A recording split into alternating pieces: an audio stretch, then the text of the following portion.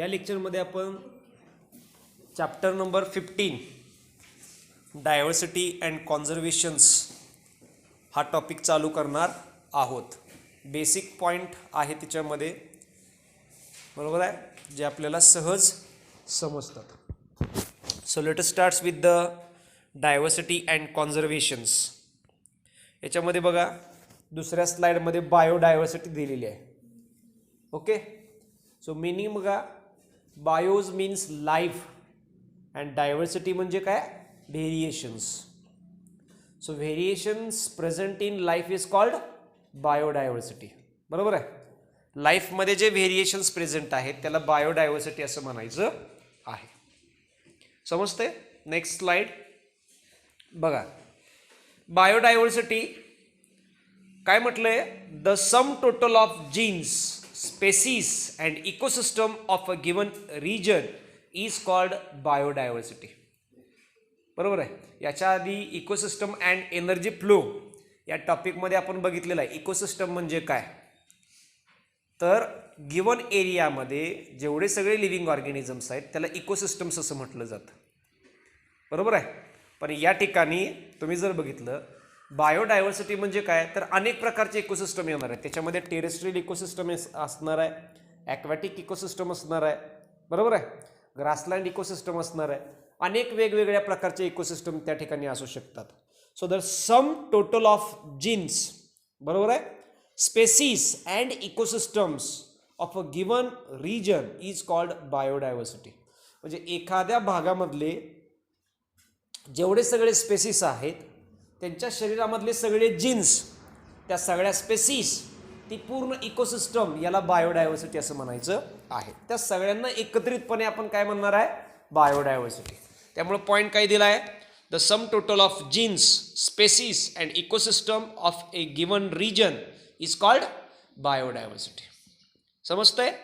Next point, the term biodiversity was coined by Edward Wilson. Edward Wilson या सायंटिस्टनं biodiversity हा शब्द पहिल्यांदा वापरलेला आहे. Okay, next, level of biodiversity. बायोडायव्हर्सिटीचा स्टडी करत असताना त्याचे लेवल केलेले आहेत. Level of biodiversity. So the biodiversity is studied in 3 levels. 3 लेवलमध्ये बायोडायव्हर्सिटीचा स्टडी केला जातो. First one is the genetic biodiversity, second one is the species biodiversity and third one is the ecological biodiversity. बघा ना, बायोडायव्हर्सिटीचा अर्थच काय आहे, तर सगळे स्पेसिस, त्या स्पेसिसमधले सगळे जीन्स आणि ते सगळे इकोसिस्टम्स यांना एकत्रितपणे आपण काय करू म्हणतो, बायोडायव्हर्सिटी. मग त्यांचे 3 लेवल केलेले आहेत, genetic biodiversity, species biodiversity and ecosystem किंवा इकॉलॉजिकल बायोडायव्हर्सिटी. त्यांचे 3 लेवल केलेले आहेत, species biodiversity, genetic biodiversity and ecological biodiversity. झालं? समजतंय? मग आपण बायोडायव्हर्सिटीची डेफिनेशन बघितली, sum total of all genes, species and ecosystem given in region is called biodiversity. अलग लक्षात, म्हणजे बायोडायव्हर्सिटीची डेफिनेशन तयार करत असताना एवढा शब्द वापरायचा, sum total of all genes, species and ecosystem in given regions. मध्ये एखाद्या रिजन्समध्ये सगळे असणारे जीन्स, स्पेसिस आणि काय म्हणायचं त्याला, इकोसिस्टम्स, यांना एकत्रितपणे काय म्हणायचं आहे, बायोडायव्हर्सिटी असं म्हणायचं आहे. म्हणजे सगळे जे लेवल आहेत, जीन्स, स्पेसिस, इकोसिस्टम, हे जे 3 लेवल आहेत त्या एकत्र करायच्या. Sum total of all the levels in a particular regions, ही डेफिनेशन आहे. मग डेफिनेशन दिलेली आहे, the sum total of all genes, species and ecosystem of a given region is called biodiversity. बरोबर आहे. पुढं काय म्हटलंय, बायोडायव्हर्सिटी टर्म कुणी वापरलेली आहे, the term was coined by Edward Wilson. Wilson या सायंटिस्टनं बायोडायव्हर्सिटी हा शब्द वापरलेला आहे. Level of biodiversity, the diversity is studied in 3 level. First genetic biodiversity, second species biodiversity and third ecological biodiversity. समजली स्लाइड? Next, genetic biodiversity. आता या सगळ्या लेवलचं आपल्याला डिटेल स्टडी करायचं आहे. जेनेटिक बायोडायव्हर्सिटी म्हणजे काय बघा, variation of genes found within a species is called genetic biodiversity. समजायला एवढं अवघड नाही, अगदी सरळ सिंपल वाचलं तरी समजतं. ओके, जीन्समधले व्हेरिएशन, एखादी स्पेसिस आहे त्या स्पेसिसमधल्या जीन्समधले व्हेरिएशन्स त्याला काय म्हणायचं आहे? Genetic diversity. जेनेटिक डायव्हर्सिटी म्हणजे जीन्समधली असलेली diversity. Okay, so variation of genes found in the within a species is called genetic diversity. For example homo sapien ही एक स्पेसिस आहे, बरोबर आहे. एखाद्या विशिष्ट ठिकाणी होमोसॅपियन ही स्पेसिसचा ग्रुप जर राहत असेल तर त्या होमोसॅपियन ह्या स्पेसिसमधल्या सगळ्या जीन्समध्ये व्हेरिएशन्स असणार आहे ना, याला म्हणायचं जेनेटिक डायव्हर्सिटी. अलग लक्षात, म्हणजे एखाद्या विशिष्ट ठिकाणी जर माणसं राहत असतील, माणसांचा समूह जर राहत असेल तर त्या सगळ्या माणसांच्या जीन्समध्ये व्हेरिएशन आलं त्याला म्हणायचं जेनेटिक डायव्हर्सिटी. मग आपण माणसं पकडलीत तसं प्लांट्स आले, ॲनिमल्स आले, इन्सेक्ट्स आले. Okay, so variation of genes found in किंवा variation of genes found within a species is called genetic diversity. Example दिले बघा. Example, there are more than 50,000 genetically different strains of rice and 1,000 varieties of mango are in India. Genetic डायव्हर्सिटीचं best example आहे. तुम्ही जर बघितलं, इंडियामध्ये 50,000पेक्षा जास्त जेनेटिकली डिफरंट स्ट्रेन्स असलेल्या व्हरायटीज आहेत. कशाच्या? राईसच्या. जेनेटिकली डिफरंट स्ट्रेन्स असलेल्या व्हरायटी राईसच्या, बरोबर आहे. आणि 1,000पेक्षा जास्त वेगवेगळ्या व्हरायटी मँगोच्या आहेत. अलग लक्षात. त्यामुळे आपल्याला राईसमध्ये एवढ्या व्हरायटी बघायला मिळतात. तुम्ही जर बघितलं, बासमतीमध्येच वेगवेगळे स्ट्रेन केलेले आहेत. मग अशा किती व्हरायटी आहेत? अलग लक्षात. मग जवळपास इंडियामध्ये 50,000पेक्षा जास्त वेगवेगळ्या स्ट्रेन्स आहेत राईसच्या आणि 1,000पेक्षा जास्त मँगोच्या व्हरायटीज आहेत. हे झालं एक्झाम्पल जेनेटिक डायव्हर्सिटीचं. Okay, next species biodiversity. Species बायोडायव्हर्सिटीमध्ये काय म्हटलंय बघा, the variety of species found in habitat is called species biodiversity. For example, तुम्ही पॉन्ड इकोसिस्टम जर बघितली तर त्या पॉन्ड इकोसिस्टम्समध्ये फायटोप्लॅन्क्टॉन्स आले, सबमर्ज्ड प्लांट्स आले, बुडलेल्या वनस्पती आल्या, फ्री फ्लोटिंग प्लांट्स आले, बरोबर आहे, वरती तरंगणाऱ्या वनस्पती आल्या, ॲम्फिबियन प्लांट्स आले, थायफा. ओके, त्याच्यानंतर त्याच्यामध्ये फिशेस आले, वरती असणारे फ्लोटिंग डक्स आले, पिजन्स आले. ओके, या पद्धतीनं म्हणजे एक ॲक्वॅटिक इकोसिस्टम जर आपण बघितली, पॉन्ड इकोसिस्टम बघितलं तर त्याच्यामध्ये एवढ्या सगळ्या स्पेसिस येतात. म्हणजे तिथं स्पेसिसचं व्हेरिएशन आलं ना. अलग लक्षात. असं नाही तुम्ही एरिया बघितलाय का तिथं फक्त माणसंच राहतात, बाकी काहीच राहत नाही, असं नसतं ना. फॉर एक्झाम्पल, फॉरेस्ट इकोसिस्टम जर बघितली तर त्या ठिकाणी वेगवेगळे प्लांट्स, वेगवेगळे ॲनिमल्स, वेगवेगळे इन्सेक्ट तुम्हाला बघायला मिळणार आहेत. ओके, याला म्हणायचं species diversity. Okay, so the variation of species found in habitat is called species diversity. एखाद्या हॅबिटॅटमध्ये जेवढे सगळे व्हेरिएशन सापडतात आपल्याला, कशामध्ये? स्पेसिसमध्ये, त्याला स्पेसिस डायव्हर्सिटी असं म्हणायचं आहे. आणि आपलं एक्झाम्पल दिलंय बघा.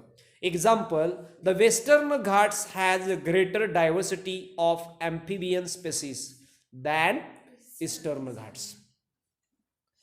वेस्टर्न घाट्समध्ये ॲम्फिबियन स्पेसिसची ग्रेट डायव्हर्सिटी आहे ईस्टर्न घाट्सपेक्षा. वेस्टर्न घाट्स म्हणजे पश्चिम घाट, ईस्टर्न म्हणजे पूर्वी घाट. ओके, मग तुम्ही जर बघितलं इकडं घाट म्हणजे कुठं आले, हे वरती असणारे अरुणाचल प्रदेश, मेघालय, मिझोराम, हे तिकडच्या पेक्षा ॲम्फिबियन ॲम्फिबियन स्पेसिस कुठं बघायला मिळणार आहे? ॲम्फिबियन स्पेसिस आपल्या वेस्टर्न घाट्समध्ये. ओके, या पद्धतीने म्हणजे ज्या स्पेसिस पाण्यामध्ये पण राहतात आणि जमिनीवरती पण राहतात, हे कुठं बघायला मिळणार आहे? वेस्टर्न घाट्समध्ये. वाय? शी शोर्स आहे ना, समुद्र सपाट आहे ना, समुद्र आला म्हणजे असे काही ॲनिमल्स आहेत जे पाण्यात पण राहतात आणि जमिनीवरती पण राहतात. इकडं वरती ईस्टर्न घाट्स, मिझोराम, अरुणाचल प्रदेश, इकडं समुद्र आहे का? नाही. काही लोक असे आहेत तिकडं की आयुष्यात एकदा सुद्धा समुद्र बघितले नाही, असे सुद्धा लोक आहेत. मग प्राणी लांबचे राहिले. समजलं? म्हणून एक्झाम्पल दिलंय. The example of species biodiversity, the Western Ghats has a greater diversity of amphibian species than Eastern Ghats. समजलं species diversity? Okay. Genetic diversity समजलं. जेनेटिक डायव्हर्सिटी म्हणजे काय सांगितलं होतं आपण? एखाद्या स्पेसिसमध्ये जेवढे वेगवेगळ्या प्रकारचे जीन्स आहेत ते सगळे जीन्स वेगवेगळ्या प्रकारचे आहेत, एकसारखे नाहीत, त्याला म्हणायचं genetic diversity. So variation of genes found in species और found within species is called genetic diversity. Right.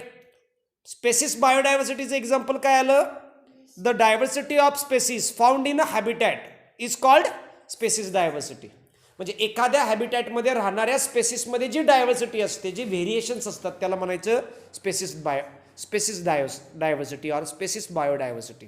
Example western आणि ईस्टर्न घाट्सचं दिलेलं आहे. Third, ecological biodiversity. Ecological biodiversity म्हणजे काय? तर एखाद्या इकोसिस्टम्समध्ये जे वेगवेगळ्या प्रकारचे हॅबिटॅट मिळतात आपल्याला. ओके. एखाद्या इकोसिस्टम्समध्ये जे आपल्याला वेगवेगळ्या प्रकारचे हॅबिटॅट मिळतात त्याला काय म्हणायचं आहे? काय म्हणायचं आहे त्याला? Ecological diversity. बघा की जेनेटिक बायोडायव्हर्सिटीमध्ये काय येतं? तर एकाच स्पेसिसमध्ये जे वेगवेगळे जीन्स आहेत त्याच्यामध्ये व्हेरिएशन्स आहेत, त्याला जेनेटिक डायव्हर्सिटी असं म्हणायचं. स्पेसिस बायोडायव्हर्सिटी म्हणजे काय? स्पेसिस डायव्हर्सिटी म्हणजे काय? तर एखाद्या हॅबिटॅटमध्ये सापडणाऱ्या ज्या वेगवेगळ्या स्पेसिस आहेत त्याच्यामधलं व्हेरिएशन म्हणजे स्पेसिस बायोडायव्हर्सिटी. इकॉलॉजिकल बायोडायव्हर्सिटी म्हणजे काय? इकॉलॉजिकल बायोडायव्हर्सिटी म्हणजे काय? तर एखाद्या इकोसिस्टम्समध्ये असलेले जे वेगवेगळे हॅबिटॅट आहेत, वेगवेगळे हॅबिटॅट आहेत, प्रत्येक सजीवाची राहणीमान वेगळी आहे ना, त्या सगळ्यांमध्ये सापडणारं व्हेरिएशन म्हणजे इकॉलॉजिकल बायोडायव्हर्सिटी. समजलं? So the variation of different habitat found in a particular area is called ecosystem biodiversity. For example आपण जर बघितलं पॉन्ड इकोसिस्टम्स किंवा कुठली इकोसिस्टम्स जर बघितली, काही प्राणी जमिनीवरती राहतात, काही प्राणी पाण्यामध्ये राहत असतात, काही प्राणी झाडांवरती राहत असतात, बरोबर आहे. काही प्राणी जमिनीच्या आतमध्ये होल करून राहतात. म्हणजे प्रत्येकाचा हॅबिटॅट वेगळा आला ना. एकाच इकोसिस्टम्समध्ये वेगवेगळे हॅबिटॅट आहेत, त्या व्हेरिएशन्सला इकॉलॉजिकल बायोडायव्हर्सिटी असं म्हणायचं आहे. कन्सेप्ट क्लिअर झाली? Genetic biodiversity, species biodiversity, ecological biodiversity clear झालं. नेक्स्ट, आता ग्लोबल बायोडायव्हर्सिटी. आता ही ॲक्च्युली ग्लोबल बायोडायव्हर्सिटी ही लेवल नाही, तरी पण त्या ठिकाणी एक्सप्लेन केलंय. बायोडायव्हर्सिटीचा स्टडी फक्त 3च लेवलला केला जातो. जेनेटिक बायोडायव्हर्सिटी, स्पेसिस बायोडायव्हर्सिटी आणि इकॉलॉजिकल बायोडायव्हर्सिटी. ग्लोबल बायोडायव्हर्सिटीवरती केला जात नाही, पण दिलंय बघा. According to IUCN 2004, the total number of plants and animal species described is about 1.5 million. 1 million म्हणजे किती? 10 लाख. 1.5 million म्हणजे किती? 15 लाख. IUCNच्या मते काय म्हटलंय? तर पृथ्वीवरती वनस्पतींचा आणि प्राण्यांचे जेवढे सगळे स्पेसिस आहेत त्यांचा नंबर किती आहे? स्पेसिसचा नंबर म्हणतोय मी. स्पेसिसचा नंबर किती आहे? 1.5 मिलियन्स. त्यात माणूस ही एक स्पेसिस झाली, माकड ही एक स्पेसिस झाली, मुंगी एक स्पेसिस झाली, प्लांटमध्ये तुळस ही एक स्पेसिस झाली, मँगो ही एक स्पेसिस झाली. असं स्पेसिसचा नंबर म्हणतोय. असे किती स्पेसिस आहेत? 1.5 million species. So, according to IUCN 2004, the total number of plants and animal species described is about 1.5 million. Okay? Next, it is estimated that global diversity has 7 million species. आणि अंदाजे global diversity मध्ये किती species आहेत? 7 million spaces. 7 million म्हणजे 70 lakh. 70 lakh. 1 million म्हणजे 10 लाख ना. 7 million म्हणजे अंदाज आहे. 70 लाख स्पेसिस आपल्या पूर्ण जगामध्ये बघायला मिळतील. Okay. Next, more that 70% of all species recorded are animals. And plants counts for about 22% of the totals. त्याच्यामध्ये त्याच्यापेक्षा तुम्ही जर जास्त बघितलं तर आपण म्हणत असतोय की 1.5 millions of species of plants and animals are described. त्याचं ऑलरेडी डिस्क्रिप्शन झालेलं आहे, त्याचं डिटेल स्टडी झालेला आहे. पण असं म्हटलं जातं की 70 लाख स्पेसिस या पूर्ण जगामध्ये प्रेझेंट आहेत. ओके, आणि झालंय किती? फक्त 15 लाख. किती राहिलेत बघा. त्यापैकी हे 1.5 मिलियनचं डिस्क्रिप्शन झालंय ना, 1.5 मिलियन स्पेसिस प्लांट आणि ॲनिमलचा स्टडी झालाय. त्या 1.5 मिलियनमध्ये 70% ॲनिमलचा स्टडी केलेला आहे आणि ओनली 22% प्लांटचा स्टडी केलेला आहे. म्हणजे वास्ट स्कोप कुठं आहे? प्लांटमध्ये आहे. अजून प्लांटचा भरपूर स्टडी करायचा राहिलेला आहे. ॲनिमलचा 70% झाला आहे. Okay, so there is a vast scope in botany, right. Next, insect are more species rich group. 70% of the animals are insect. आता 70% ॲनिमल्स पकडलेत, त्यात 70% प्राण्यांचा 70% अभ्यास झालेला आहे ना. त्या प्राण्यांच्या अभ्यासामध्ये 70% इन्सेक्टचा स्टडी केलेला आहे. बरोबर आहे. Y? Because the largest group in animal is a class इन्सेक्टा. Animal मधला लार्जेस्ट ग्रुप आहे क्लास इन्सेक्टा. इन्सेक्टा हाच याचा जो क्लास आहे तो लार्जेस्ट आहे. लक्षात ठेवा, नीटमध्ये आणि सीईटीला महत्वाचं आहे. इन्सेक्टचा ग्रुप जास्त आहे. बघा ना, आपल्याच घरामध्ये किती सापडतात. बरोबर आहे का? असं बाहेर बघा, जंगलामध्ये बघा, फॉरेस्टमध्ये भरपूर सापडतात. Okay, so insects are more species rich groups. 70% of the animals are insect. Okay, या पद्धतीने पुढे.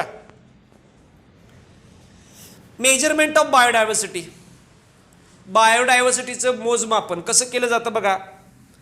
Biodiversity is measured in 3 ways. Biodiversity मोजत असताना 3 पद्धतींमध्ये मोजली जाते. Alpha biodiversity, beta biodiversity and gamma biodiversity.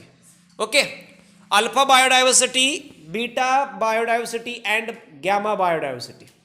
Alpha biodiversity म्हणजे काय? It refers to number of species found in particular area. एखाद्या एरियामध्ये सापडणाऱ्या सगळ्या स्पेसिसचा नंबर, त्याचा जो रेफरन्स आहे त्याला अल्फा बायोडायव्हर्सिटी म्हणायचं. स्पेसिसच्या नंबरला अल्फा बायोडायव्हर्सिटी. बीटा बायोडायव्हर्सिटी बघा, it is the comparison of biodiversity between 2 habitat. 2 habitat मधलं कंपॅरिझन म्हणजे बीटा बायोडायव्हर्सिटी. आता इकोसिस्टम राहिली ना, ती gamma. Gamma biodiversity, it is the measure of overall biodiversity in large land scale, म्हणजे ecosystem. Right. Alpha, beta, gamma. Alpha बायोडायव्हर्सिटीमध्ये कशाचा अभ्यास केला जातो? एखाद्या पर्टिक्युलर एरियामध्ये सापडणाऱ्या स्पेसिसचा रेफरन्स दिला जातो. बीटा बायोडायव्हर्सिटीमध्ये 2 वेगवेगळ्या हॅबिटॅटचा कंपॅरिझन केलं जातं. आणि गॅमा बायोडायव्हर्सिटीमध्ये टोटल इकोसिस्टमचा स्टडी केला जातो. म्हणजे it is the measure of overall biodiversity in large scale, large land scales, म्हणजे मोठ्या जागेचा स्टडी केला जातो, म्हणजेच इकोसिस्टमचा स्टडी केला जातो. म्हणजे थोडक्यात अल्फा बायोडायव्हर्सिटीमध्ये स्पेसिसचा स्टडी केला जातो. बीटा बायोडायव्हर्सिटीमध्ये 2 हॅबिटॅटचं कंपॅरिझन केलं जातं. आणि गॅमा बायोडायव्हर्सिटीमध्ये इकोसिस्टमचा स्टडी केला जातो. मोजमापन आहे alpha, beta and gamma biodiversity. Next, important of species diversity to ecosystems. Importance काय आहेत बघा. म्हणजे एखाद्या इकोसिस्टम्समध्ये वेगवेगळ्या स्पेसिस असणं का आवश्यक आहे? सगळे एकसारखे, समजा एक ग्रासलँड इकोसिस्टम आहे आणि त्या ग्रासलँड इकोसिस्टम्समध्ये फक्त वाघांची प्रजाती आहे. तिथं हरण नाहीत, ससे नाहीत, काहीच नाही, कोल्हे नाहीत, लांडगे नाहीत, काहीच राहिलं नाही. वाघ काय खाणार? गवत खाणार आहे का वाघ? वाघ गवतावरती जगू शकतो का? पहिलं साधं सोप्पं पॉईंट तुम्हाला सांगितलेलं आहे. त्यामुळं बाकीची स्पेसिस त्या ग्रासलँड इकोसिस्टम्समध्ये असणं आवश्यक आहे ना. बरोबर आहे का? समजतंय ना या पद्धतीने. So important of species diversity to ecosystems. त्याच्यामध्ये काय म्हटलंय बघा. Communities with more species tends to be more stable than those with less species. म्हणजे एखादी अशी कम्युनिटी, एखादी अशी सिस्टम, एखादी अशी इकोसिस्टम, ज्या इकोसिस्टम्समध्ये जेवढ्या जास्त स्पेसिस असतील तेवढी ती इकोसिस्टम स्टेबल असणार आहे. कशापेक्षा? कमी स्पेसिसपेक्षा. म्हणजे दोन कम्युनिटी आहे, एक कम्युनिटी आहे ज्याच्यामध्ये स्पेसिस कमी आहेत आणि दुसरी कम्युनिटी आहे ज्याच्यामध्ये स्पेसिस भरपूर आहेत. कुठली कम्युनिटी जास्त स्टेबल? अशी कम्युनिटी जास्त स्टेबल ज्याच्यामध्ये स्पेसिसचा नंबर जास्त आहे. म्हणून म्हटलंय communities with more species tends to be more stable than those with less species. म्हणजे अशी कम्युनिटी की ज्या कम्युनिटीमध्ये स्पेसिसचा नंबर जास्त आहे ती कम्युनिटी जास्त स्टेबल असणार आहे. ऑफकोर्स जास्त असणार आहे. त्या ठिकाणी फूड चेन, फूड वेब हे व्यवस्थित परफॉर्म करणार आहे. मी तुम्हाला एक्झाम्पल दिलं ग्रासलँड इकोसिस्टमचं. फक्त ग्रास आणि लायन आहे त्या ठिकाणी किंवा टायगर आहे आणि बाकीचे कुठल्या स्पेसिस नाहीत. लायन किंवा टायगर ग्रास खाऊ शकत नाही. अनस्टेबल आली ती टोटल. ओके, या पद्धतीनं. A stable community has following characteristics. मग स्टेबल कम्युनिटी आहे त्याचे कुठले कॅरेक्टरिस्टिक्स आले? तर पुढचे कॅरेक्टरिस्टिक्स आले. त्याच्यामध्ये बघा, productivity should not vary too much from year to year. म्हणजे प्रोडक्टिव्हिटी आहे ही काय असणार आहे? Productivity should not vary too much from year to year. जे प्रोडक्टिव्हिटी आहे ती बदलत नाही. प्रोडक्टिव्हिटी ही स्टेबल राहते. स्टेबल इकोसिस्टमची प्रोडक्टिव्हिटी स्टेबल असते. स्टेबल इकोसिस्टमची प्रोडक्टिव्हिटी कशी असणार आहे? स्टेबल असणार आहे. ते तर चेंज होणार नाही कारण इकोसिस्टम स्टेबल आहे त्यामुळे प्रोडक्टिव्हिटी स्टेबल असणार आहे. Okay, next, it should not show too much variations. त्या ठिकाणी आपल्याला भरपूर विविधता बघायला मिळणार नाही. कशामध्ये? प्रोडक्टिव्हिटीमध्ये. स्पेसिसमध्ये व्हेरिएशन्स असणार आहे कारण स्पेसिसचा नंबर जास्त आहे. प्रोडक्टिव्हिटीमध्ये व्हेरिएशन नसणार आहे. अलग लक्षात या पद्धतीनं. It has resistance to seasonal disturbance and to invention by alliance species. म्हणजे त्या ठिकाणी तुम्ही जर बघितलं तर it has resistance to seasonal disturbance. Season बदलला डिस्टर्बन्स होणार आहे. ओके, या पद्धतीनं. आणि इन्व्हेन्शन बाय अलायन्स स्पेसिस म्हणजे बाहेरून आलेले जेवढ्या स्पेसिस आहेत त्या इकोसिस्टम्सला काय करतात? परिणाम करतात. ओके, म्हणजे सीझन बदलला की परिणाम होणार आहे. एखाद्या ऑर्गॅनिझम, एखादा लिव्हिंग ऑर्गॅनिझम आहे त्याची टेरिटरी बदलली की परिणाम होणार आहे. बघा ना, ऑलरेडी त्या एखादी इकोसिस्टम आहे तिथं 5 सिंह राहतात, त्यात 6वा सिंह आला तर तिथं असणाऱ्या बाकीचे जे लिव्हिंग ऑर्गॅनिझम्स आहेत त्यांच्यावरती परिणाम होणार आहे ना. म्हणजे हे 5 सिंह मिळून जर समजा आठवड्याला जर 5 हरणं खात असतील, 6वा आल्यावर जास्त हरणं खाणार आहेत, बदलणार आहे ना या पद्धतीनं. Okay, next, loss of biodiversity. समजतंय? बायोडायव्हर्सिटीचा लॉस कुठल्या कुठल्या लेवलला होतो बघा. The 4 major causes of biodiversity loss are. खालील जे 4 कारण आहेत ज्याच्यामुळं काय होणार आहे? बायोडायव्हर्सिटीचा लॉस होणार आहे. Okay, 4 major causes of biodiversity loss are. पहिला, हॅबिटॅट लॉस. जर एखाद्या ठिकाणचं हॅबिटॅटच लॉस झालं तर तिथली बायोडायव्हर्सिटी लॉस होणार आहे. बघा, so habitat loss is the destruction of ecosystem by unwanted human activities such as urbanizations, intensive farming, deforestation, mining activities and so on. म्हणजे एखाद्या ठिकाणचं हॅबिटॅट जर डिस्ट्रक्ट झालं, एखाद्या इकोसिस्टमचं हॅबिटॅट जर डिस्ट्रक्शन झालं अनवॉन्टेड ह्युमन ॲक्टिव्हिटीमुळं, म्हणजे अनावश्यक मानवी कृत्यामुळं. कुठल्या? तर अर्बनायझेशन्स म्हणजे लोकसंख्येची वाढ, शहरीकरण, बरोबर आहे. इंटेन्सिव्ह फार्मिंग, जास्त प्रमाणात शेती करायची. त्याच्यानंतर काय आलं? डिफॉरेस्ट्रेशन, जंगल तोड. मायनिंग ॲक्टिव्हिटीज, खाणकाम. आणि बाकीच्या अशा अनेक ॲक्टिव्हिटीज आहेत ज्याच्यामुळं एखाद्या पर्टिक्युलर रिजन्सचं हॅबिटॅट काय होणार आहे, लॉस्ट होणार आहे. When the vegetation is cleared for human activities, the continuous habitat become fragmented. This is called habitat fragmentations. म्हणजे ज्या ठिकाणी एखाद्या वेळेला काय असणार आहे, तर ह्युमन ॲक्टिव्हिटीमुळं ज्या वेळेला एखादं व्हेजिटेशन क्लिअर होणार आहे, व्हेजिटेशन क्लिअर होणार आहे, मग व्हेजिटेशन क्लिअर झाल्यामुळं त्या ठिकाणी कशाचं फ्रॅगमेंटेशन्स होणार आहे, हॅबिटॅट फ्रॅगमेंटेशन्स होणार आहे. आणि हॅबिटॅट फ्रॅगमेंटेशन झालं की त्या ठिकाणी काय होणार, कंटिन्यू हॅबिटॅट फ्रॅगमेंटेशन झालं की त्याला म्हणायचं हॅबिटॅट फ्रॅगमेंटेशन. फॉर एक्झाम्पल एखादं जंगल आहे, बरोबर आहे, म्हणजे माझी जमीन आहे, किती 2 एकर जमीन आहे माझी, बरोबर आहे, आणि आमच्या आजोबांनी तिथं काय करून ठेवलं, समजा की सागवानाची झाडं लावून ठेवली, कंटिन्यू 2 एकर जमिनीमध्ये सागवानाची झाडं लावून ठेवली. आणि सागवानाची झाडं लावून ठेवल्यानंतर त्या ठिकाणी वेगवेगळ्या प्रकारचे प्राणी, वेगवेगळ्या प्रकारचे बाकीचे छोट्या वनस्पती, वेगवेगळ्या प्रकारचे पक्षी राहायला आले, बरोबर आहे. पण मी काय केला, इकॉनॉमीचा विचार केला. सागवानाची झाडं विकल्यानंतर मला भरपूर पैसे मिळणार आहेत म्हणून मी इकॉनॉमीचा वापर करण्यासाठी ते सगळे प्लांट मी तोडले. प्लांट तोडत असताना त्या झाडावरती राहणाऱ्या प्लांट्सचा असो, त्या झाडावरती राहणाऱ्या पक्षी जे आहेत, पक्षी, हे पक्ष्यांना त्रास होणार आहे, मग त्यांचा हॅबिटॅट डिस्ट्रक्ट होणार. त्याच्या जवळचे जे छोटे प्लांट्स असतील त्यांचं हॅबिटॅट डिस्ट्रक्ट होणार. त्याच्यामध्ये छोटे छोटे जे ॲनिमल्स असतील त्या एरियामध्ये राहणारे त्यांचं हॅबिटॅट डिस्ट्रक्ट होणार. म्हणजे प्रत्येक हॅबिटॅटचं डिस्ट्रक्शन चालू ना, कंटिन्यू डिस्ट्रक्शन झालं ना. मोठं झाडं तोडली की झाडावरती राहणारे जेवढे सगळे पक्षी आहेत ते निघून जाणार, हॅबिटॅट डिस्ट्रक्शन झालं. जे छोटे पक्षी आहेत त्या पक्ष्यांवरती जगणारे जे प्राणी आहेत ते निघून जाणार. समजलं? म्हणजे एखाद्या सजीवाला त्या ठिकाणी जर खायलाच मिळत नसेल तर तो सजीव त्या ठिकाणी राहणार आहे का? नाही.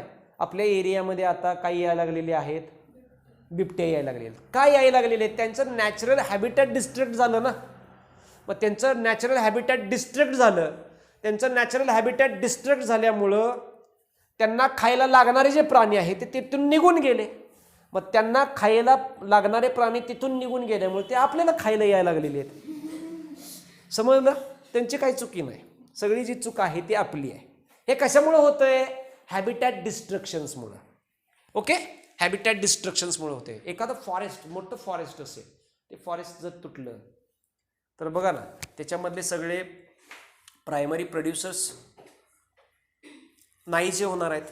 म्हणजे वनस्पती नाहीसे झाल्या. प्रायमरी प्रोड्युसर्स नाहीसे झाले की सेकंडरी प्रोड्युसर्स, प्रायमरी कंझ्युमर नाहीसे होणार. प्रायमरी कंझ्युमर नाहीसे झाले की सेकंडरी कंझ्युमर नाहीसे होणार. ओके, आणि ते नाहीसे झाले की टर्शरी लेवलमधले जे ऑर्गॅनिझम्स आहेत ते निघून जाणार. इकोसिस्टम्स, पिरॅमिडमधले जे लिव्हिंग ऑर्गॅनिझम्स आहेत ते राहणार नाहीत. म्हणजे या ठिकाणी कंटिन्युअस काय चालू आहे? हॅबिटॅट डिस्ट्रक्शन चालू आहे. Okay, degradation of natural habitat threatening the species. आणि ज्या वेळेला हॅबिटॅटचं डिग्रेडेशन होईल त्यामुळं त्याचं स्पेसिसवरती परिणाम होणार आहे. डायरेक्ट स्पेसिसवरती परिणाम होणार आहे. एखादी स्पेसिस एक्सटिंक्ट होऊ शकते. समजलं? या पद्धतीने. दुसरं, ओव्हर एक्सप्लॉयटेशन्स.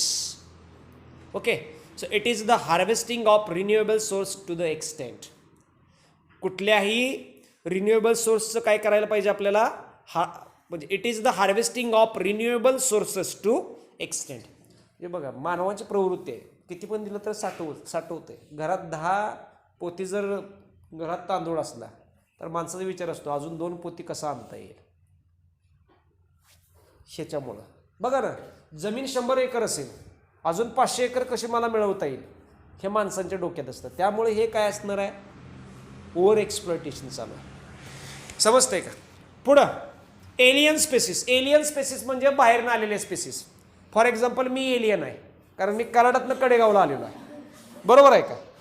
एलियन म्हणजे बाहेरच्या याच्यावरूनच पृथ्वीवरती यायला पाहिजे असं काय नाही. एलियनचं मिनिंग तुम्ही समजून घ्या. मी कडेगावसाठी एलियन आहे ना, कारण मी कराडातून कडेगावला आलेलो आहे.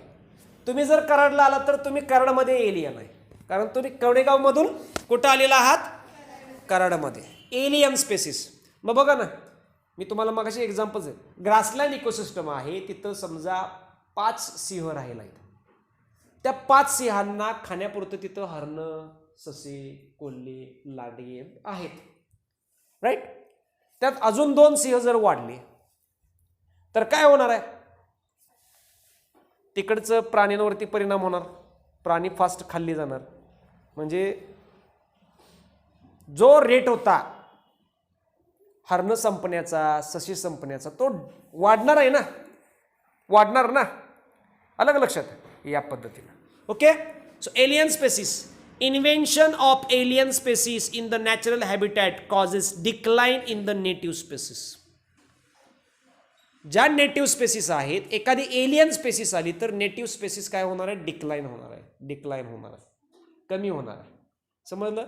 जसं 2 लाईन वाढल्यामुळं डिअर्सचा, रॅबिटचा रेट्स कमी झाला. लाईन म्हणणार आहे का ससा कसा आहेस तू, जा बाबा मी तुला सोडतो, नाही म्हणणार. दिसला की खाऊन टाकणार एका मिनिटात. समजलं? या पद्धतीनं. आणि को एक्सटिंक्शन्स, चौथं रिझन आहे को extinction. Wien one organism becomes extinct, the other associated obligatory species also tends to extinct. म्हणजे को एक्सटेन्शन म्हणजे काय? तर समजा एखादी प्रजाती ही नामशेष झाली, नाहीशी झाली, तर त्या प्रजातीवरती अवलंबून असलेली दुसरी प्रजाती ती सुद्धा नामशेष होऊन जाते. समजलं? त्याला म्हणायचं co extension. These are the 4 major causes of biodiversity loss. The first one is the habitat loss, second one over exploitation, third alien species, and fourth co-extinction. वाचल्यानंतर समजतंय ना सहज? इझी आहे topic. Okay. Next point, endemic species. Endemic species बघा, endemic species म्हणजे काय? The species that confined to a particular area is called endemic species. म्हणजे एखाद्या विशिष्ट एरियामध्ये राहणाऱ्या स्पेसिसला एंडेमिक स्पेसिस असं म्हटलं जातं. फॉर एक्झाम्पल मॅन्जिफेरा इंडिका हा फक्त तुम्हाला इंडियामध्ये सापडणार आहे. ॲज अ डिरेक्टा इंडिका इंडियामध्ये सापडणार आहे. कुरकोमा लॉंगा इंडियामध्ये सापडणार आहे तुम्हाला. द व्हरायटी ऑफ बासमती इंडियामध्ये सापडणार आहे. मग हे काय झालं? एंडेमिक स्पेसिस झालं. फॉर एक्झाम्पल आपण फूड घेतले, इडली, डोसा, मसाला डोसा, आहे की नाही? These are the endemic indigenous food from South India. आपल्याला नॉनव्हेज जर खायचं असेल तर साऊथ इंडियामध्ये शोधत फिरावं लागतं. नॉनव्हेजचं हॉटेल कुठं आहे विचारावं लागतं, हॉटेलमध्ये आहे का नॉनव्हेज. पण तुम्ही जसं आपल्याकडे वडापावचे गाडे असतात ना, तसं तिकडं गाडे आहेत, तुम्हाला लगेच खायला मिळतं. एंडेमिक फूड आहे ना. नॉर्थ इंडियामध्ये गेला की सगळीकडं पराठा, सगळीकडं पराठा. साऊथ इंडियामध्ये मिळतो का पराठा? एंडेमिक फूड आलं. तसं एंडेमिक स्पेसिस आलं ना. एंडेमिक स्पेसिस म्हणजे काय? तर एखाद्या रिजनमध्ये सापडणाऱ्या स्पेसिसला एंडेमिक स्पेसिस असं म्हटलं जातं. फॉर एक्झाम्पल ॲमेझॉन फॉरेस्टमध्ये राहणारे जेवढे सगळे स्पेसिस आहेत ते एंडेमिक आले. ते तिथंच सापडतात, इकडं सापडत नाहीत. इकडचे स्पेसिस तिकडं सापडत नाहीत. Kangaroo is endemic in Australia. Kangaroo ऑस्ट्रेलियात सापडतो, इंडियामध्ये सापडत नाही. पांडा चायनामध्ये सापडतो, इंडियामध्ये सापडतो पण कुठं? चायनाला लागून असलेले जे आपले स्टेट आहेत, चायना बॉर्डरला लागून, तिकडं सापडणार. इकडं केरळमध्ये सापडणार नाही. समजलं? एंडेमिक म्हणजे काय? तर एखाद्या पर्टिक्युलर रिजनमध्ये सापडलेल्या किंवा जगणाऱ्या, राहत असलेल्या स्पेसिसना एंडेमिक स्पेसिस असं म्हणायचं आहे. So the species that confined to a particular area is called endemic species. आणि काय म्हटलं? Important endemic species of India are. इंडियामध्ये सापडणारे important endemic species lion tailed macaque. Lion tailed macaque हे काय आलं? एक एंडेमिक स्पेसिस आहे जी फक्त इंडियामध्ये सापडते. समजलं? कसे आहेत बघा. लायन टेल्ड म्हणजे ह्यांची शेपटी जी आहे ती सिंहाच्या शेपटीसारखी असते. समजलं? चेहरा किती सुंदर आहे बघा त्याचा. पुढं इंडियन जायंट स्क्वायर आहे का? नावच आहे ना इंडियन जायंट स्क्वायर. फक्त इंडियामध्ये सापडते. बाहेर कुठं सापडत नाही. समजलं? पुढं kitty hog nosed bat. Kitty hog nosed bat आणि काय सलीम अलीज फ्रूट बॅट. आता सलीम अलीज फ्रूट बॅट असं का म्हटलंय? डॉक्टर सलीम अली यांचं नाव ऐकलंय तुम्ही, त्याच्यावरनं त्याला नाव दिलेलं आहे. सलीम अलीज फ्रूट्स बॅट, फळांवरती जगणार आहे. किटीज हॉग नोज्ड बॅट हे फक्त इंडियामध्ये सापडतात, एंडेमिक आहे. बघा, it is reported from Western Ghats of Tamil Nadu, Kerala and Tamil Nadu. Okay, it was originally misidentified as a short nosed fruit bat but later identify kitty थॉग लॉन्ग्या बँकॉक as a new species and was named after Indian ornithologist Salim Ali in 1972. So हे सुरुवातीला काय झालं होतं, misunderstanding झालं होतं, पण नंतर जसं समजलं की हे एंडेमिक आहे तसं त्याला नंतर आपलं नाव देण्यात आलं. आपलं म्हणजे इंडियामधलं ऑर्निथॉलॉजिस्ट आहे, म्हणजे पक्षी तज्ज्ञ डॉक्टर सलीम अली यांच्या नावावरून त्यांना नाव देण्यात आलेलं आहे. ओके, निलगिरी थार. निलगिरी थार आहे का, हा फक्त निलगिरी पर्वतमध्ये बघायला मिळणार आहे. म्हणजे वेस्टर्न घाट संपला. बघा की आपला पश्चिम घाट हा सुरू झाला की कुठं संपतो, डायरेक्ट केरळमध्ये. पण कर्नाटकामध्ये पश्चिम घाटामध्ये जो डोंगर आहे तो निलगिरी पर्वत आहे. त्या निलगिरी पर्वतामध्ये सापडणाऱ्या हा एक वेगळ्या प्रकारच्या बकरीसारखा प्रकार आहे हा, जो निलगिरी पर्वतमध्ये सापडतो. ओके, नेक्स्ट निलगिरी लंगूर, निलगिरीच्या पर्वतरांगांमध्ये सापडणारं माकड. So the Nilgiri langur found in the Nilgiri hills of the Western Ghats in south India. South इंडियाच्या वेस्टर्न घाट्समध्ये जे निलगिरी हिल्स आहेत, निलगिरी पर्वतरांग आहे, त्याच्यामध्ये सापडणारा हे एक माकड आहे. Its range is Kodagu in Karnataka, Kodayar hills in Tamil Nadu and many other hilly areas in Kerala. म्हणजे हे जेवढी सगळी नावं दिलेली आहेत कशामधली, कर्नाटकामधली, तमिळनाडू आणि केरळामधली, ह्या एरियामध्ये हा आपल्याला बघायला मिळतो. तुम्ही जर म्हटलं महाराष्ट्रामध्ये सापडत नाही. ओके, या पद्धतीनं. त्याच्यानंतर निलगिरी मार्टेन ही जी स्पेसिस आहे ही सुद्धा आपल्याला निलगिरी हिल्समध्ये बघायला मिळणार आहे. So species is reported from Nilgiris part of southern Kodagu and northern Kerala up to the Charmadi Ghats. Okay, या पद्धतीनं. पुढं ब्राऊन पाल्म सिवेट. काय म्हटलंय बघा, the brown palm civet distribution extend from the southern tip of Western Ghats in Kalakkad Tiger Reservoir तमिळनाडूमध्ये आहे, to Cattle Rock in Goa. They are nocturnal carnivores. म्हणजे हा प्राणी जो आहे ना तो रात्रीचा फिरतो. कुठं कुठं सापडतो, गोव्याच्या कॅटल रॉक पासून ते वेस्टर्न घाट्स कडक्कड टायगर रिझर्वायर आहे तिथपर्यंत हा लिव्हिंग ऑर्गॅनिझम्स राहतो. आणि नॉक्टर्नल म्हणजे रात्रीचं फिरतो. समजलं? या पद्धतीनं. त्याच्यानंतर south Indian tree श्रीव, Madras श्रीव distributed in western Ghats.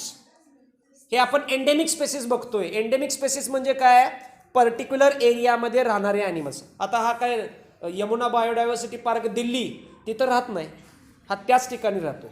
Okay, next biological hotspots will be discussed in the next lectures.